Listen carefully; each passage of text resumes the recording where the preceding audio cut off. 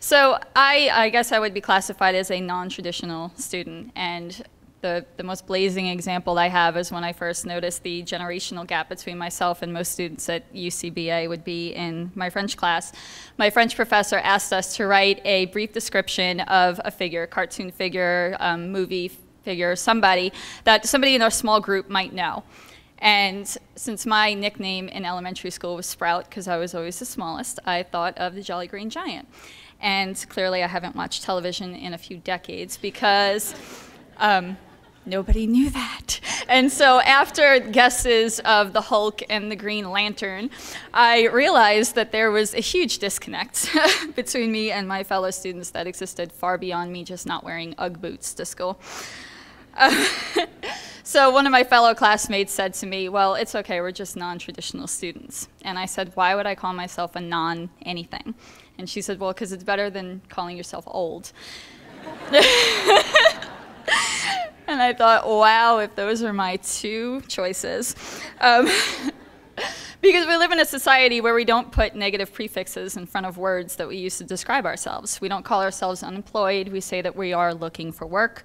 We don't say we're unmarried. We say that we're single. We're pro-choice, pro-life, prohibition, abolitionists. We just don't put negative prefixes in front of words. And to call yourself non-traditional is saying it's not an action. It's saying that you are against society norms, that traditionally you should have gone to college right out of high school. And then real life happens and you can't do that.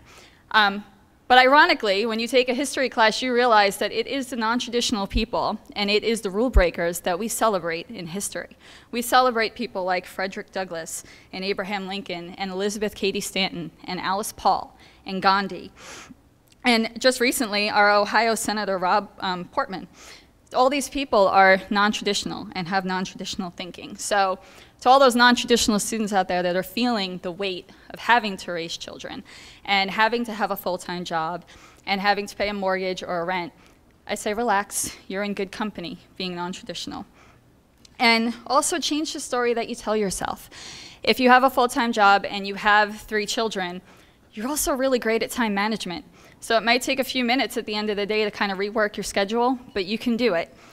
And children aren't an obstacle that keep you from studying. Invite them, because trust me, when you can explain government spending to an 8-year-old to the point where he understands it and likes it, you have the upper hand, and there's no need to study for that test anymore.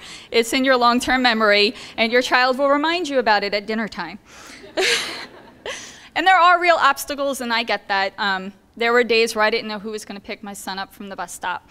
And there were days that he got sick, and I needed some serious help. And so it's important to surround yourself with people that really are behind you, supportive, are loving and caring. And I'm happy to say that I have so many of those people in my life just simply because I learned how to make myself vulnerable. I learned how to ask for help. And that's one of the major things that you need to do. And not only that, but this school is full of the most amazing professors that if you just go to them and tell them what's going on in your life, they will jump through hoops to help you. It is because of one of those major professors that I was able to go to the study abroad program. And she was completely behind me, and she made what seemed to be impossible possible. So I am eternally grateful to the people in my life and the professors in the school that I have had. And that's it. Thank you very much.